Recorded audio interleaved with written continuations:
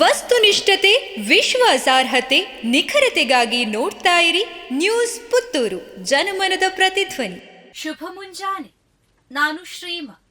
ಇಂದಿನ ಮುಖ್ಯಾಂಶಗಳು: ವಿದ್ಯುತ್ ಸೋರಿಕೆಯಿಂದ ಮುಂಡೂರು ಗ್ರಾಮದ ಕಡ್ಯ ತೌರಿಂಜ ಗುಡ್ಡಕ್ಕೆ ತಗುಲಿದ ಬೆಂಕಿ. ಮುಂಡೂರು ಗ್ರಾಮದ ಕಡ್ಯ ತೌರಿಂಜ ಎಂಬಲ್ಲಿ ನಿನ್ನೆ ಗುಡ್ಡಕ್ಕೆ ಬೆಂಕಿ ಬಿದ್ದಿರುವ ಘಟನೆ ನಡೆದಿದೆ.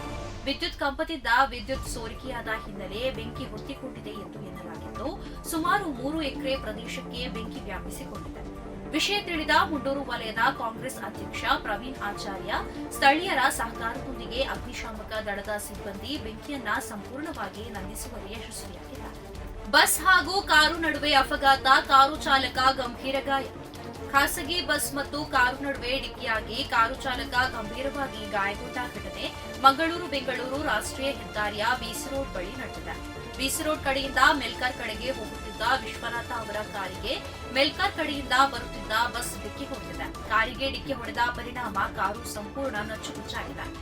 ಕಾರು ಚಾಲಕ ಗಂಭೀರ ಗಾಯಗೊಂಡಿದ್ದು, ಚಿಂತಾಜನಕ ಸ್ಥಿತಿಯಲ್ಲಿ ಮಂಗಳೂರು ಖಾಸಗಿ ಆಸ್ಪತ್ರೆಯಲ್ಲಿ ಚಿಕಿತ್ಸೆಯನ್ನ ಪಡೆಯುತ್ತಿದ್ದಾರೆ ಎಂದು ತಿಳಿದುಬಂದಿದೆ. ಸ್ಥಳಕ್ಕೆ ಸಂಚಾರಿ ಠಾಣಾ ಪೊಲೀಸರು ಭೇಟಿಯನ್ನ ನೀಡಿ ಪರಿಶೀಲನೆಯನ್ನ ನಡೆಸುತ್ತಿದ್ದಾರೆ. ತಪ್ಪಿಸಿಕೊಳ್ಳಲು ಯತ್ನಿಸುತ್ತಿರುವಾಗ ಸರಣಿ ಅಪಘಾತ, 4 ಕಾರು ಸ್ಕೂಟಿಗೆ ಡಿಕ್ಕಿ. ರೌಡಿಯನ್ನ ಸಿನಿಮೀಯ ರೀತಿಯಲ್ಲಿ ಬಂಧಿಸಿದ ಮಣಿಪಾಲ ಪೊಲೀಸ್. ಮಣಿಪಾಲದಲ್ಲಿ ಸಿನಿಮೀಯ ಶೈಲಿಯಲ್ಲಿ ಕುಖ್ಯಾತ ಕ್ರಿಮಿನಲ್ ಒಬ್ಬನನ್ನ ಪೊಲೀಸರು ಬಂಧಿಸಿದ್ದಾರೆ. ಈತ ಪೊಲೀಸರಿಂದ ತಪ್ಪಿಸಿಕೊಳ್ಳಲು ಯತ್ನಿಸಿದಾಗ ಸರಣಿ ಅಪಘಾತವಾಗಿ ಹಲವು ವಾಹನಗಳಿಗೆ ಹಾನಿ ಸಂಭವಿಸಿದೆ. ಬೆಂಗಳೂರಿನ ಕುಖ್ಯಾತ ಪಾತಕಿ ಇಸಾಕ್ ಎಂಬಾತನನ್ನ ಪೊಲೀಸರು ಸಿನಿಮೀಯ ರೀತಿಯಲ್ಲಿ ಬೆನ್ನಟ್ಟಿ ಸೆರೆ ಹಿಡಿದಿದ್ದಾರೆ. ಮಣಿಪಾಲದ ಜಿಲ್ಲಾಧಿಕಾರಿ ಕಚೇರಿ ರಸ್ತೆಯಲ್ಲಿ ಘಟನೆ ಸಂಭವಿಸಿದೆ. 15 ದಿನದಲ್ಲಿ 4 ಸಲ ಗಲ್ಫ್ಗೆ ಹೋಗಿ ಬಂದಿದ್ದ ನಟಿ ರನ್ಯಾ ಗೋಲ್ಡ್ ಸ್ಮಗ್ಲಿಂಗ್ ಗ್ಯಾಂಗಿಗಾಗಿ ಕೆಲಸ ಮಾಡುತ್ತಿರುವ ಅನುಮಾನ.